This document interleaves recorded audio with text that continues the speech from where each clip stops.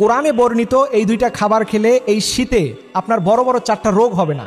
সেই খাবার হচ্ছে মধুর সাথে আদার রস মিক্স করে খেতে হবে।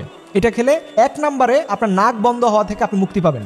এই যে বর্তমান সময় দেখবেন সাইনোসাইটিসের সমস্যা, কোল্ড অ্যালার্জি নাই এমন কোনো একজন মানুষ খুঁজে পাওয়া যায় না। শীতে সবচাইতে বেশি মানুষের নাক বন্ধ হয়ে যায়, কথা বলতে পারে না, শ্বাস নিতে পারে না, মুখ হা করে শ্বাস নিতে হয়। এখান থেকে মুক্তি পেতে হলে আপনাকে অবশ্যই মধুর সাথে আদার রস মিক্স করে খেতে হবে। এখন প্রশ্ন হলো যে মধুর সাথে আদার রস এটা মিক্স করে কেমন করে খাবেন, এটা আমি শেষে বলছি। 2 নাম্বার যে রোগ হবে না, ঠান্ডা, কাশি এবং গলা ব্যথা। ঠান্ডা, কাশি, গলা ব্যথা হয় না শীতে এমন কোনো একজন মানুষ আপনি আমাকে দেখাতে পারবেন না।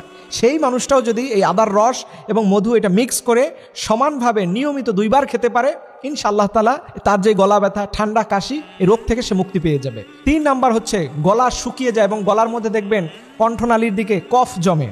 এটা যাদের ঠান্ডার সমস্যা আছে এরা সবচেয়ে বেশি ফেস করে। সকালবেলা দেখা যায় পিছনে কি যেন একটা লেগে আছে, এই শীতে এই সমস্যাটা বেশি হয়। এই যে গলার মধ্যে কফ জমে এবং কণ্ঠটা আটকে থাকে, এখান থেকে মুক্তি পেতে হলে অবশ্যই আপনাকে মধুর সাথে আদার রস মিক্স করে খেতে হবে। কারণ এটা কোরআনে আল্লাহ তাআলা বলেছে, মধু সম্পর্কে আল্লাহ তাআলা কোরআনে আয়াত নাজিল করেছে এবং আদা সম্পর্কে আল্লাহ তাআলা কোরআনে বলেছে।